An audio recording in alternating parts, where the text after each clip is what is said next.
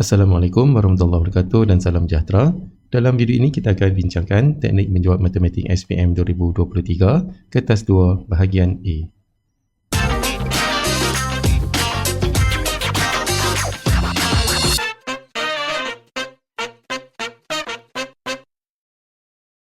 Dalam video kali ini kita akan bincangkan soalan percubaan dari SPP. Kita lihat soalan kita yang pertama. Pelajar 1 menunjukkan garis lurus PQR yang dilukis pada satah ke atas. Titik Q merupakan titik tengah bagi garis lurus PR. Lihat soalan A, cari nilai K. Kalau diberi di sini Q merupakan titik tengah untuk garis PR ini. Jadi kita akan gunakan rumus titik tengah. Di mana rumus titik tengah adalah X tambah X per 2 dan Y tambah Y per dengan 2. Kemudian kita lihat nilai K ini merupakan nilai Y. Jadi kita akan ambil nilai Y, itu 7, kita tambah dengan K, kita bahagi 2 dan kita akan dapat 2. Jadi kita akan tulis, di sini kita ada persamaan linear.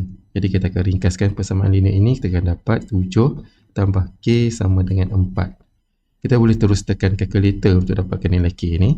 Dan K kita akan dapat sama dengan negatif 3. Okey, seterusnya soalan B, hitung jarak PR. PR ini merupakan garis lurus, titik tengahnya adalah Q tadi itu. Kemudian untuk mendapatkan jarak, salah satu caranya adalah kita bentukkan segitiga bersudut 90 darjah pada garis PR ini. Okey, kita buat macam ni. Dia akan jadi sudut 90 darjah di sini. Kemudian kita akan dapatkan panjang tegak ni berdasarkan kepada koordinat yang dia bagi. Okay, ini negatif 5, 7, ini adalah nilai X dan ini adalah nilai Y. Jadi di sini kedudukan Y nya adalah 7. Kemudian kita tengok pula untuk titik R, XY, di mana Y nya adalah K. K tadi kita dapat negatif 3. Jadi di atas 7, di bawah negatif 3, di panjang keseluruhannya adalah 10. Kemudian kita tengok pula tapak segitiga ni. Kita tengok pada nilai X. Nilai X di sini untuk P adalah negatif 5, jadi di sini negatif 5. Kemudian untuk R, nilai X nya adalah 9. Jadi di sini adalah 9. Jadi kita tambah 9 tambah dengan 5, kita dapat 14. Jadi kita ada 10 dan juga 14. Jadi garis PR itu adalah hipotenus kepada segitiga 90 darjah ni. Jadi kita akan dapatkan hipotenus ini, kita gunakan teorem Pythagoras. Kita ambil 10 kuasa 2 tambah 14 kuasa 2. Kemudian kita punca 2 kan. Kemudian kita terus tekan kalkulator dan kita akan dapat 17.2. Baiklah, seterusnya kita lihat pula dari segi pemberian markah. Untuk soalan A, kita akan dapat 1 markah. Untuk soalan B, langkah pengiraan 1 markah, jawapan 1 lagi markah. Dan kita akan dapat 3 markah untuk soalan ini. Baiklah, seterusnya kita lihat soalan nombor 2. Jadual 1 menunjukkan kadar premium tahunan bagi setiap 1000 nilai muka insurans sementara boleh baru tahunan yang ditawarkan oleh syarikat insurans Azam. Encik Irfan berumur 36 tahun. Seorang yang sihat, tidak merokok dan ingin membeli polisi insurans bernilai RM250,000. Kemudian dia akan tambah polisi penyakit kritikal. Kemudian syarikat Azam itu menawarkan polisi penyakit kritikal dengan perlindungan sebanyak 40% dari nilai muka asas, di mana kadar premium untuk setiap 1000 adalah RM1.75 mengikut umur dan status kesihatan Encik Irfan. Okay, soalannya di sini, hitung premium tahunan bagi Encik Irfan. Pada di sini kita akan pecah kepada 2. Yang pertama adalah insurans asas, kemudian satu lagi adalah insurans penyakit kritikal. Untuk insurans asas, perlindungannya adalah RM250,000. Jadi kita akan ambil 250, kita darabkan dengan kadarnya. Kadarnya di sini terlihat umurnya 36 tahun dan dia seorang lelaki dan bukan perokok. Jadi kadarnya di sini adalah RM2.12. Kita darab RM2.12 dan kita akan dapat RM530. Kemudian kita akan kira pula untuk polisi penyakit kritikal, di mana nilainya adalah 40%. Di 40% daripada RM250,000. Dan jumlah perlindungannya di sini adalah 100,000. Kemudian kita akan ambil 100 tadi tu, darabkan dengan kadar yang dibagi kat kita, RM1.75. Dan kita akan dapat nilainya adalah RM175. Kemudian kita akan tambah polisi asas dengan polisi penyakit kritikal. 530 tambah RM175. Dan kita akan dapat jumlah keseluruhan RM705. Baiklah, seterusnya dari segi agihan markah, kita mengira polisi asas kita dapat 1 markah, kemudian polisi penyakit kritikal 1 markah, kemudian kita buat operasi tambah 1 markah, jawapan 1 lagi markah. Dan kita akan dapat 4 markah untuk soalan ini. Baiklah, seterusnya kita lihat soalan nombor 3. Raja 2 menunjukkan sebuah taman di kawasan perumahan yang berbentuk segi 4 tepat. Kawasan berlorek JEK dan GLM ialah kawasan berumput dan JKFLMN adalah kawasan bersimen. Bentukkan satu ungkapan kuadratik untuk mewakili kawasan bersimen. Kata kunci di sini adalah ungkapan kuadratik. Jadi di sini kita akan dapatkan luas kawasan ini. Jadi secara umumnya untuk mendapatkan luas kawasan tersebut, kita akan ambil luas segi 4 tolak dengan luas segi 3 di atas dan tolak luas segi 3 yang berada di bawah. Dia tolak yang ni, tolak yang ni. Jadi luas segi 4 adalah panjang darab lebar. Itu kita ambil 14 darabkan dengan 3x tambah 4. Jadi 14 3x tambah 4. Kemudian kita tolak dengan segi 3 di atas tu, panjang darab lebar bahagi 2. Di sini panjang dan lebarnya adalah x dan x. Jadi x kuasa 2 per 2. Kemudian tolak dengan segi 3 di bawah. LG ini 2x sama dengan panjang MG 2x. Jadi 2x darab 2x kita akan dapat 4x kuasa 2 per dengan 2. Jadi di sini kita akan kembangkan 14 dengan 3x. Kita akan dapat 42x, kemudian tambah dengan 14 darab dengan 4, 56. Kemudian kita tolak dengan kedua-dua segi 3 ini. Kalau kita buat kurungan di sini, dan dia akan berlaku, akan jadi hasil tambah di sini. Jadi kita akan tolak dengan 5x kuasa 2 per dengan 2. Kemudian kita akan susun semula ungkapan kuadratik ini. Kita akan dapat negatif 5x kuasa 2 per 2 tambah 42x tambah 56. Seterusnya dari segi agihan markah, kita melakukan operasi tolak, kita akan dapat 1 markah di sini. Kemudian kita ringkaskan jawapan dan tulis dalam bentuk ungkapan kuadratik, 1 lagi markah. Dan kita akan dapat 3 markah untuk soalan ini. Baiklah, seterusnya kita lihat soalan nombor 4. Raja 3 menunjukkan segitiga bersudut tegak PQR dan PRS adalah satu garis lurus. Diberi cos Y sama dengan negatif 7 per 25. Itu nilai bagi tan X, seterusnya tentukan nilai X. Baiklah, diberi kepada kita cos Y sama dengan negatif 7 per 25. Mana cos adalah sebelah per dengan hipotenus. Jadi sudut Y kita berada di sini. Jadi kita akan dapatkan sudut rujukan sepadannya berada di dalam segitiga tersebut. Jadi 7 itu merupakan panjang sisi bersebelahan, iaitu di sini 7.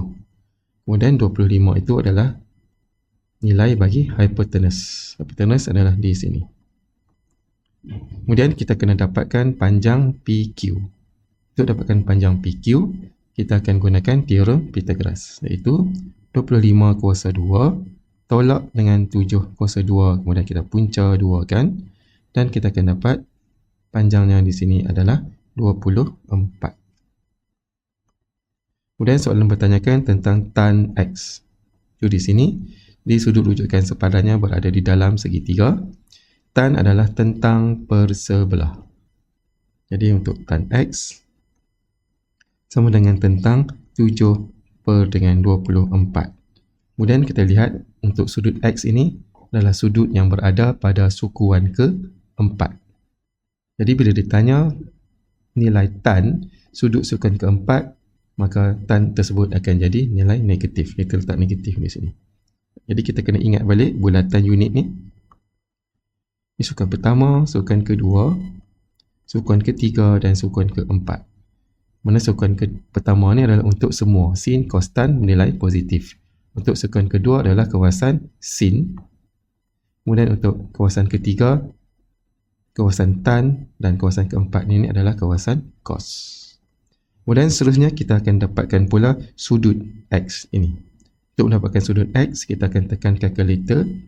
Jadi untuk mendapatkan sudut tan, kita akan buat tan negatif 1 negatif 7/24. Kemudian kita akan terus tekan kalkulator. Kita akan tekan shift tan negatif 7/24. Kemudian kita tekan sama dengan, dan kita akan dapat nilai tan adalah 16.26. Jadi kita abaikan tanda negatif. Kemudian 16.26 ini merupakan sudut rujukan sepadan, iaitu sudut ini kita dapat.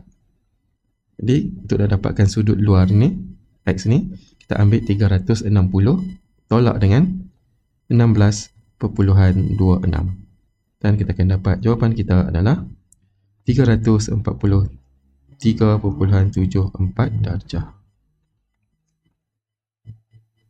Seterusnya dari segi pemberian markah, kita mendapatkan panjang PQ tadi 24, kita dapat 1 markah. Kemudian kita dapatkan pula nilai tan X, 1 lagi markah. Kemudian kita dapatkan sudut rujukan sepadan, 1 markah, dan jawapan akhir 1 lagi markah. Dan markah keseluruhan untuk soalan ini adalah sebanyak 4 markah. Baiklah, seterusnya kita lihat soalan nombor 5. Jadual 2 menunjukkan hubungan antara 3 pembeli ubah M, N dan P. Diberi M berubah secara langsung dengan N kuasa 2 dan secara songsang dengan P. Soalan A, ungkapkan M dalam sebutan N dan P. Baiklah, untuk ubahan, kita akan tukarkan bentuk ubahan menjadi bentuk persamaan, iaitu M sama dengan K N kuasa 2 per dengan P. Di sini kita masukkan K sebagai pemalar. Kemudian kita kena dapatkan nilai K tersebut. Kita gantikan nilai M di sini adalah 24, N 8 dan P 40. Kemudian kita boleh terus tekan kalkulator di sini dan kita akan dapat jawapan untuk K adalah 15. Kemudian untuk jawapan akhir, kita akan gantikan K sama dengan 15 dalam persamaan kita, iaitu M sama dengan 15 N kuasa 2 per dengan P. Seterusnya soalan B, hitung nilai Q. Kita lihat di sini nilai Q merupakan nilai N. Jadi kita akan gantikan M sama dengan 0.30 dan gantikan P dengan 45. Jadi 0.30 sama dengan 15 Q kuasa 2 per dengan 45. Kemudian kita terus boleh tekan kalkulator dan kita akan dapat 0.95. Dan kalau kita lihat di sini nilai Q itu merupakan nombor kuasa 2. Jadi bila kita punca 2 kan, kita boleh dapat nilai dia positif negatif macam ni. Itu bermaksud Q tu boleh jadi negatif 0.95 ataupun dalam masa yang sama dia juga boleh jadi positif 0.95 sebab dia merupakan nombor kuasa 2. Okey, seterusnya kita lihat dari segi pemberian markah untuk soalan A. Kita menulis kepada bentuk persamaan 1 markah dan kita dapatkan nilai K dan jawapannya 1 lagi markah. Kemudian untuk soalan B, langkah pengiraan 1 markah, jawapan 1 lagi markah.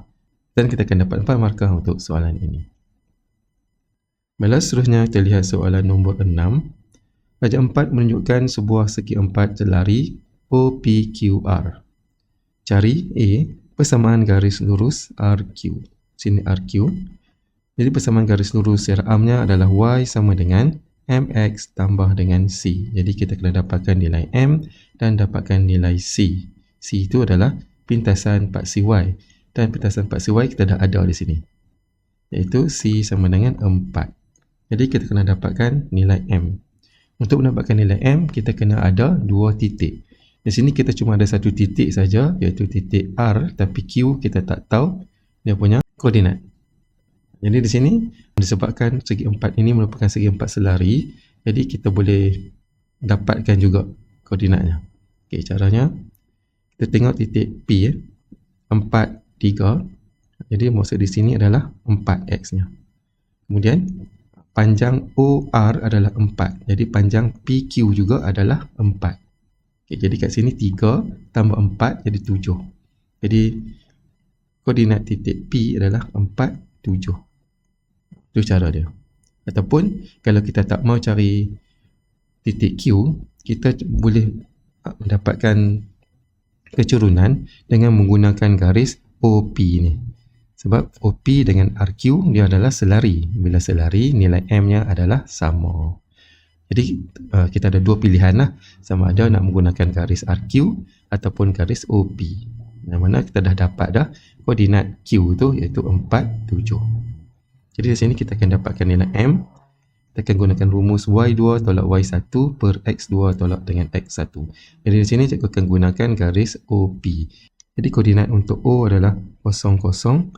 Kemudian koordinat untuk P adalah 4, 3. Jadi di sini kita akan ambil Y1 tolak Y2 per X1 tolak dengan X2. Jadi di sini 3 tolak 0 per dengan 4 tolak 0. Dan kita akan dapat nilai M di sini adalah 3 per 4. Jadi kita tulis jawapan akhir kita Y sama dengan 3 per 4X tambah dengan 4. Seterusnya untuk soalan B, pintasan X bagi garis lurus RQ. Bagi mendapatkan pintasan X, nilai Y kita akan gantikan dengan sifar. Kita ambil balik jawapan pada A tadi. Itu sifar sama dengan 3 per 4X tambah 4. Kemudian kita terus tekan kalkulator dan kita akan dapat nilai X sama dengan negatif 16 per 3. Kemudian dari segi agihan markah, untuk soalan A, kita dapatkan nilai M 1 markah, jawapan akhir 1 lagi markah.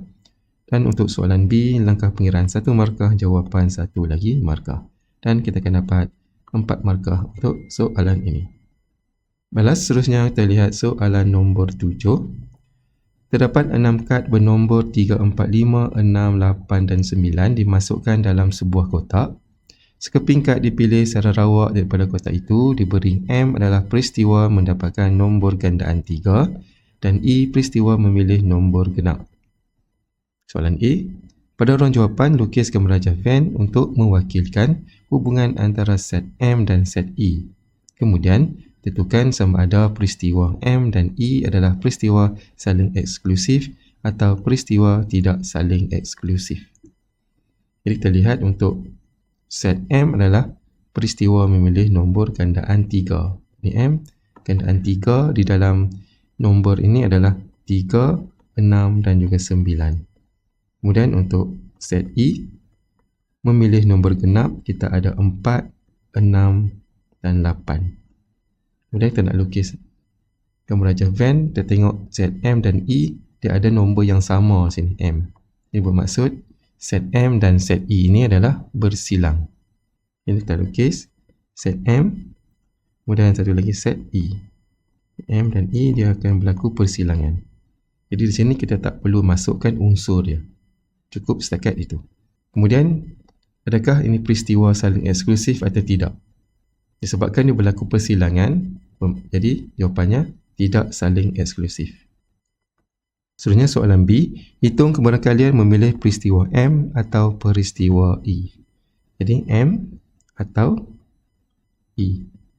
Jadi kita lihat dulu untuk peristiwa M. Peristiwa M kita ada 3, 6 dan 9. Jadi peristiwanya 3. Per dengan keseluruhan yang ada di dalam set ini 1, 2, 3, 4, 5, 6. Ada 6 kat sini, kita kira kat sini.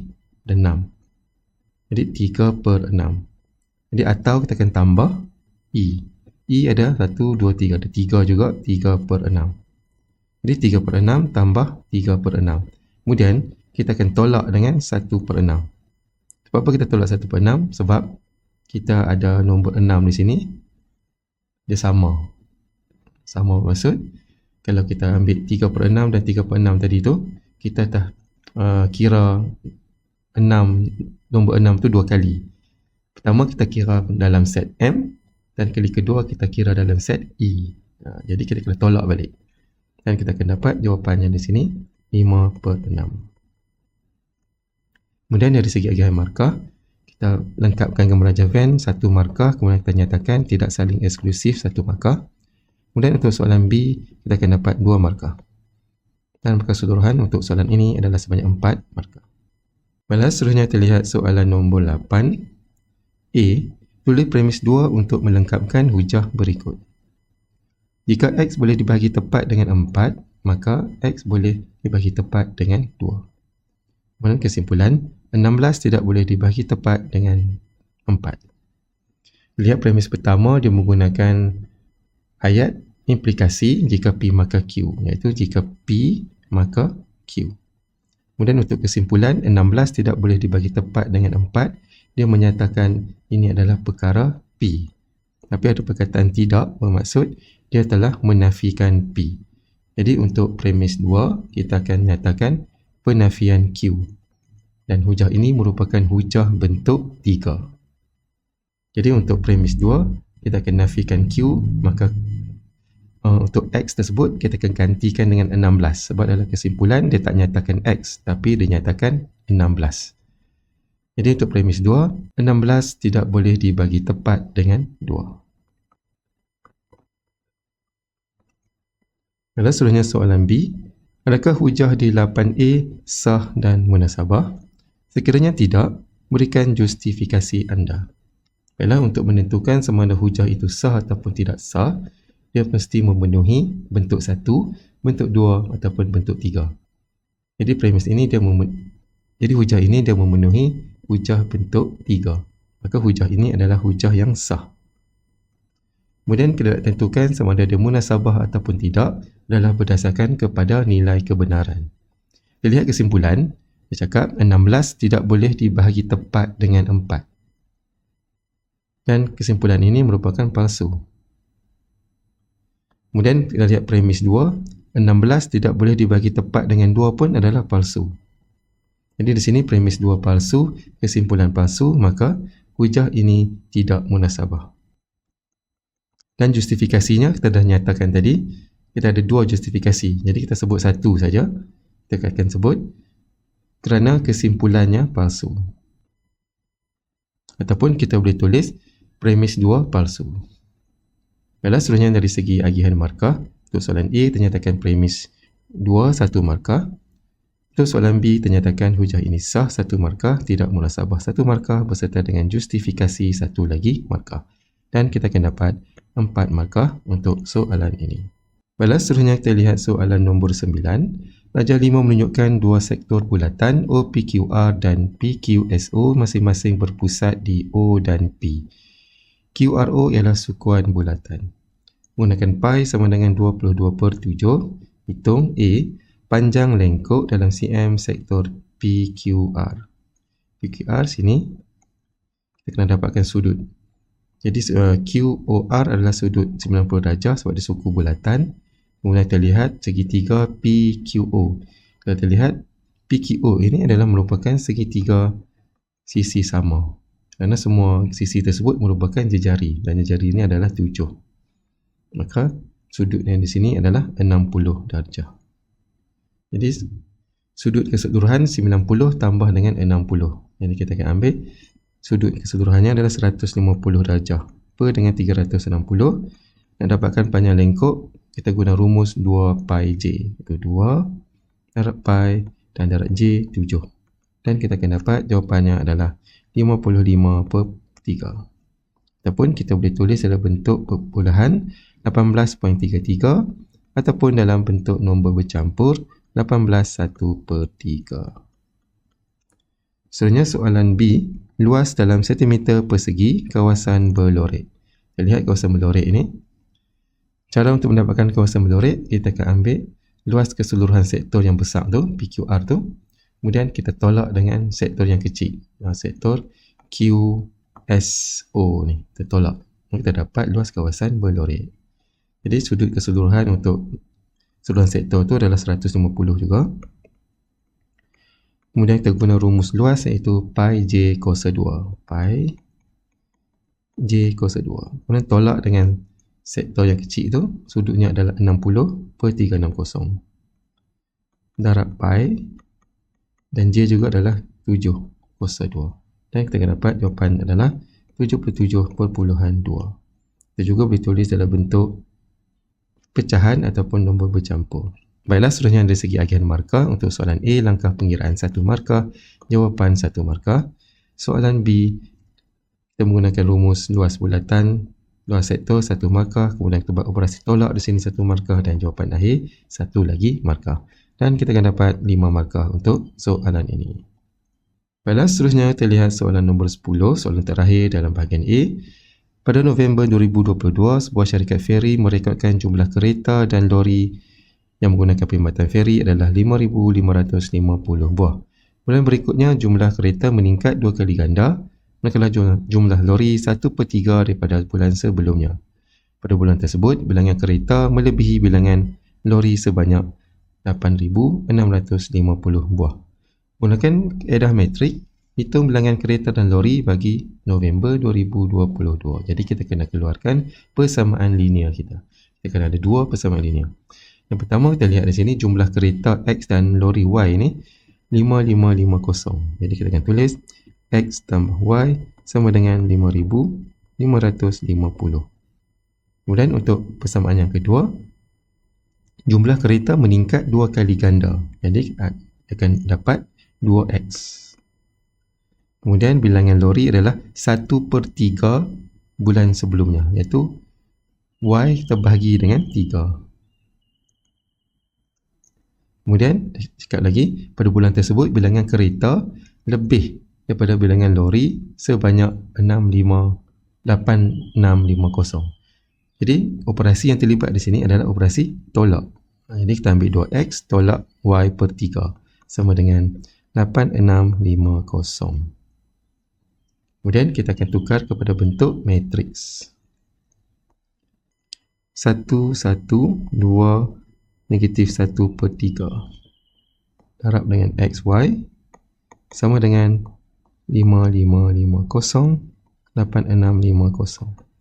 Kemudian untuk dapatkan XY, kita akan songsangkan matrik ini. Itu 1 per dengan 1 darab -1/3, iaitu A darab D tolak B darab C, 1 darab 2.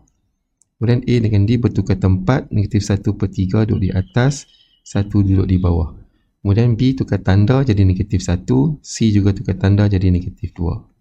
Dan darab dengan 5,550, 8,650. Kemudian sampai ke tahap ini, kita boleh terus tekan kalkulator dengan kita akan ambil menggunakan menu. Kemudian sampai tahap ini, kita boleh terus tekan kalkulator. Dan cara penggunaan kalkulator ni cikgu dah tunjuk untuk soalan-soalan sebelum ni. Jadi cikgu tak tunjuk dah kat sini. Dan kita akan dapat nilai X sama dengan 4,500. Kemudian untuk nilai Y kita dapat 1,050. Kemudian dari segi agihan markah, kita mengeluarkan persamaan linear 1 markah dan susun dan dibentuk matrik 1 markah. Kita menggunakan matrik songsang 1 markah dan jawapan masing-masing 1 lagi markah. Dan kita akan dapat 5 markah untuk soalan ini. Baiklah, sampai sini saja untuk perbincangan kita pada kali ini. Sekian, terima kasih selamat belajar dan jangan lupa untuk menonton bahagian B dan bahagian C pula.